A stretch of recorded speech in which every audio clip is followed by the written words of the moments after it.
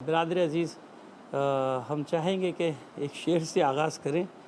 کہ حدیث عشق دو باب است کربلا و دمشق، یک حسین رقم کر دو دیگر زینب۔ مسئلہ یہ ہے کہ تھوڑا سا ہمیں جناب ثانیہ زہرا سلام اللہ علیہ کے پس منظر میں جانا پڑے گا کہ آپ کی شخصیت کس ماحول میں پروان چڑھی ہے۔ دیکھیے، ایک ایسی خاتون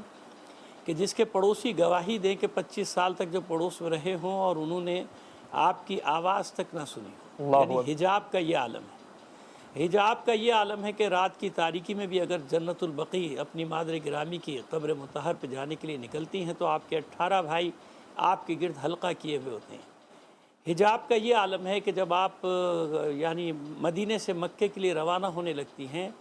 تو آپ کے گھر کے باہر قناتیں اور شامیانے لگا دیے جاتے ہیں، سواری دروازے پہ بٹھا دی جاتی ہے اور صرف محرم وہاں پر جمع ہے جو بٹھا کے آپ کو سوار کراتے ہیں۔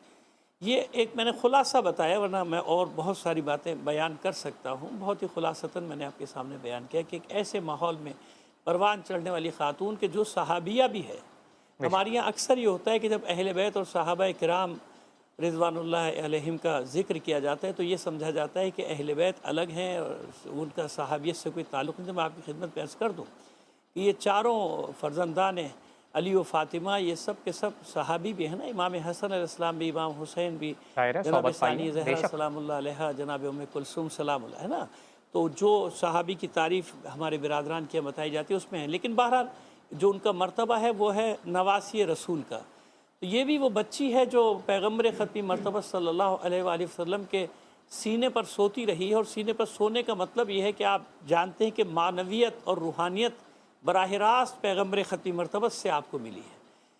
اور پھر اس کے بعد جو جس کو کہنا چاہیے کہ علم کا بحر بے کراں کے علاوہ مجھے کوئی لفظ نہیں آ رہا، ورنہ اس سے بھی اب بڑا استعمال ہو سکتا ہے، علی ابن ابی طالب علیہ السلام کی آغوش میں پروان چڑھنے والی بی بی،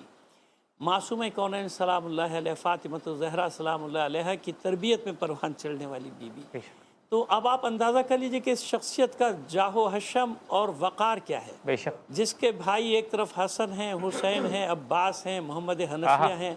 بابا حیدر کرار ہیں، ماں خاتون جنت ہوں، نانا کائنات کا جس کو کہنا چاہیے کہ تاجدار ایک عالمین ہے، تو اس کی شخصیت کیا ہوگی۔ اب یہ سوچنا چاہیے کہ جب جناب سید الشہداء علیہ السلام کو معلوم تھا، اور آپ ظاہر کے خبروں میں روایات میں بھی ہے یہ بات کہ آپ جب نکلے ہیں مدینے سے تو معلوم تھا کہ اپنی شہادت گاہ کی طرف جا رہے ہیں، تو پھر سوال یہ ہوتا ہے کہ یہ خواتین اور بچوں کو ساتھ لے جانا کیوں؟ اچھا، اور چلیں مکے تک لے گئے، مکے میں تو معلوم ہو گیا تھا نا، جب مکے سے کوفے کے لیے روانہ ہوئے تو معلوم ہو گیا تھا، وہاں سے بیویوں بچوں کو واپس بھیج دیا جاتا۔ لیکن یاد رکھیے میری ایک بات، یہ جملہ یاد رکھیے کہ جناب سید الشہداء نے ہر اس کردار کو اپنے ساتھ رکھا ہے جس کردار کی کربلا میں ضرورت تھی، ضرورت ہے۔ یعنی اگر 6 ماہ کا بچہ بھی ساتھ ہے تو علی اصغر کی ضرورت ہے، وہ تاریخ رقم کرے گا کربلا کی نا۔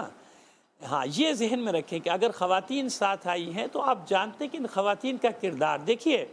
ایک بات اور کہہ کے چاہیں گے کہ بات کو پھر آگے بڑھایا جائے، بھی بہت ساری باتیں ہمیں کرنا ہے، لیکن ایک جملہ اور تاکہ میدان کھلتا چلا جائے گفتگو کا۔ آپ یہ تو سوچیے نا کہ بھئی واقعہ کربلا جب ہو گیا، چلو یہ تو خواتین تھی اہل بیت کی، انہی نے سر نہیں جھکایا، باقی بھی تو خواتین تھی نا۔ یہ معرکہ ہے کرب و بلا کا، جیسے وہ 72 تھے نا کربلا میں جو شہادت کا جنہوں نے جام پیا ہے،